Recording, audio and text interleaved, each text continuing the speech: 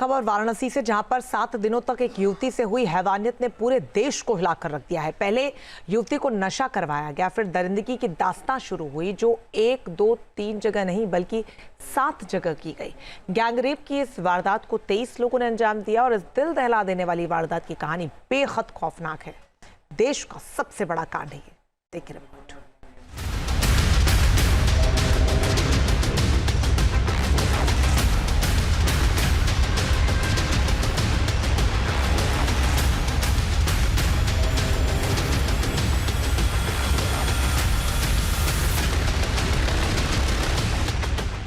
आध्यात्मिक नगरी वाराणसी में महापाप हुआ, जहां दरिंदगी की इंतहा पार कर दी गई।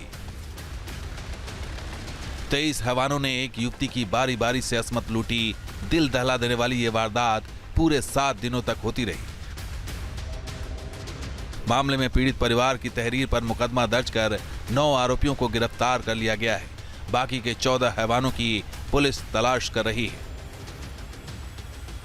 गिरफ्तार किए गए आरोपियों की रात के अंधेरे में कोर्ट में पेशी हुई, जहां से सभी को 14 दिनों की न्यायिक हिरासत में जेल भेज दिया गया है।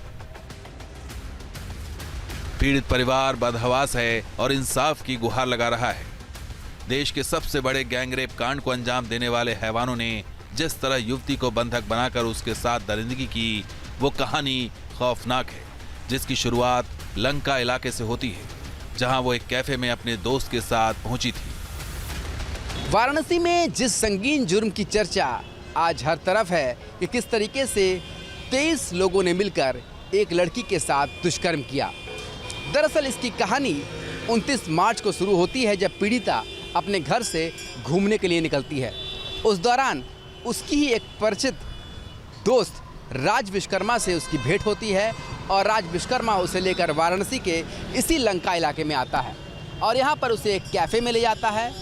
दोनों ही कुछ नाश्ता करते हैं और उसके बाद पीड़िता से रात भर जो आरोपी है राज विश्वकर्मा, जो पहला आरोपी है, वो दुष्कर्म करता है। रात भर पीड़िता इसी लंका इलाके में एक कैफ़े में रहती है। सुबह किसी तरह वो बाहर निकलती है। उस दौरान उसका जो दूसरा दोस्त है साहिल, वो उसे मिलता है और वो उसे लेकर के चला जाता है वाराणसी के हाईवे की तरफ, जहां पर फिर से एक बार उसके साथ दुष्कर्म किया जाता है और इस बार आरोपी साहिल था। दुष्कर्म के बाद वो जो आरोपी था उसे लेकर के वाराणसी के नदेसर इलाके पहुंचता है और वो उसे वहां छोड़ देता है।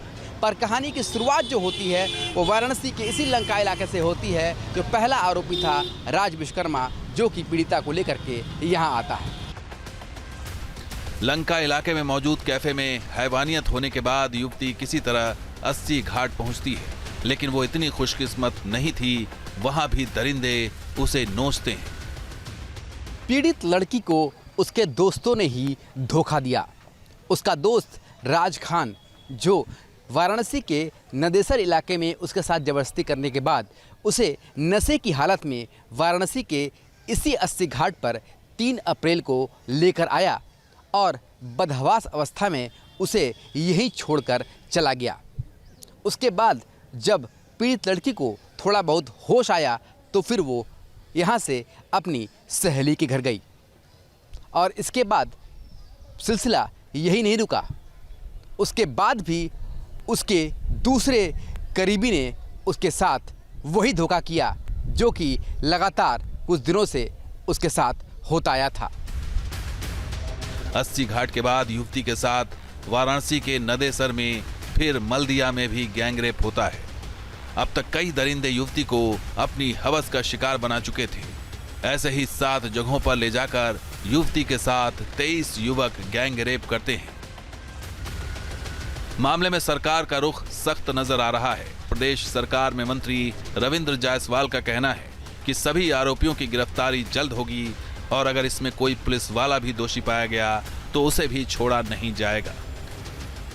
सीपी से मेरी बात हुई है, किसी कीमत पर कोई बक्से नहीं जाएंगे और यही नहीं हुआ है, अगर इसमें कहीं पुलिस की लापरवाही भी रही है तो उनको भी खिलाफ कार्रवाई की जाएगी और इस पर पूरी जांच करा कर शहर के चौराहों का कुछ रिकॉर्डिंग इकट्ठा कर रहे हैं और रिकॉर्डिंग करने के बाद कोई भी आदमी इसमें जो रहा है वो बचेगा नहीं। इस गैंग रेप के बाद वाराणसी पुलिस कटघरे में तो है ही, क्योंकि वाराणसी में देश विदेश से हर दिन पर्यटक आते हैं।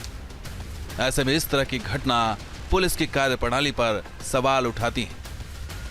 पीड़ित लड़की इसके बाद वाराणसी के नदेसर पहुंचती है, जहां से उसका एक दोस्त उसे लेकर के मलदैया स्थित एक कॉफ़ी शॉप में जाता है और वहां पर 5 और लोग पहले से ही मौजूद रहते हैं और इन सभी ने बारी बारी से पीड़िता के साथ दुष्कर्म किया, ऐसा भी तहरीर में लिखा गया है।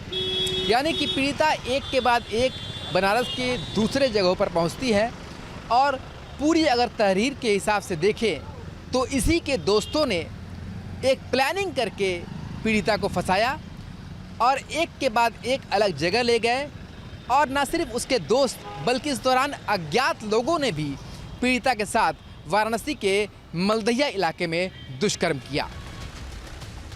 हैवानियत की सबसे बड़ी वारदात के सामने आने के बाद हड़कंप मचा हुआ है, लेकिन पुलिस मामले में कुछ भी बोलने से बच रही है। वहीं सत्ताधारी नेता इसे जघन्य अपराध बताते हुए सख्त कार्रवाई की बात कह रहे हैं और कह रहे हैं कि आरोपी 23 हों या फिर 50, किसी को नहीं छोड़ा जाएगा। देखिए, अब मेरा इसमें स्पष्ट कॉन्सेप्ट है कि चाहे जो भी हो, चाहे भाजपा कार्यकर्ता, सपा कार्यकर्ता, चाहे कहीं भी किसी भी कोई तरह का अगर हमारे बेटियों के साथ, हमारे बहनों के साथ किसी भी तरह का छेड़छाड़ करेगा तो उसके ऊपर प्रशासन तगड़ी से तगड़ी कार्रवाई करेगी। 23 लोगों ने दुष्कर्म किया है। 23 लोग किए होंगे, चाहे 50 लोग किए होंगे, चाहे जितने भी लोग किए होंगे, सब सजा के पात्र होंगे। इसमें कहीं कोई रुकावट नहीं है और ना कोई रोक टोक है। शासन अपना काम करेगा। के साथ जिन 7 इलाकों में हैवानियत हुई है वो सब भीड़ भाड़ वाले इलाके हैं, जहां सुबह से शाम तक पैर रखने की जगह नहीं होती।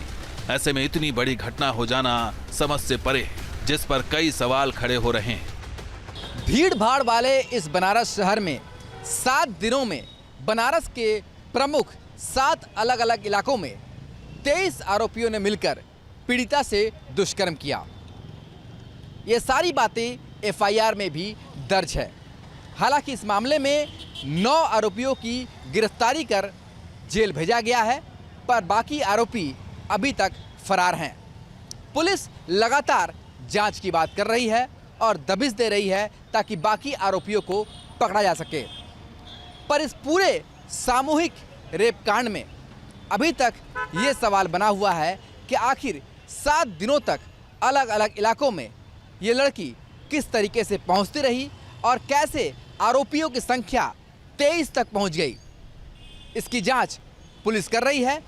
हालांकि पुलिस कैमरे के सामने अभी किसी तरह के कोई भी सवालों को जवाब देने में असमर्थ दिखाई दे रही है। बनारस का ये सामूहिक रेप कांड लगातार सुर्खियां बनता जा रहा है।